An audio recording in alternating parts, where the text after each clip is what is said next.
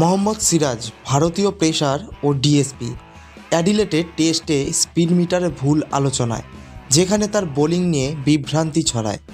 গতকাল সিরাজের একটি বলের গতি স্পিড মিটারে 181.6 কিলোমিটার পার ঘন্টা দেখানো হয়, যা ভুল ছিল এবং চমক সৃষ্টি করে।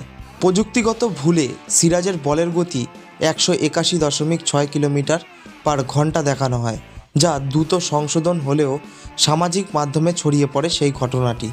মজা করে বলা হয়, ডিএসপি সিরাজকে স্পিড মিটারও ভয় পায়। সিরাজের পুলিশের পোশাক পরা ছবি পোস্ট করে মজা করা হয়। শুধু ডিএসপি সিরাজে এমন বোলিং পারে না, শোয়েব আখতার 161.3 কিলোমিটার পার ঘন্টায় রেকর্ডও সেই সময় আলোচনায় চলে আসে। শোয়েব আখতারের পরে সর্বোচ্চ গতির বোলারদের তালিকায় Brett Lee, Shaun Tait, Jeff Thomas ও মিচেল স্টার্কের নামও রয়েছে।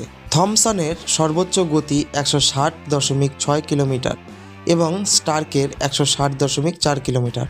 স্টার্ক এখন 145 কিমির আশেপাশে বোলিং করে। হাসান আলীর স্পিড একবার 219 কিলোমিটার পার ঘন্টা দেখা গেছিল, কিন্তু তারপরে সেই গতি আর তাকে দেখা যায়নি। তবে সেই বলটাতে সিরাজের যে কতটা গতি ছিল সেটা কিন্তু এখনও প্রমাণিত হয়নি।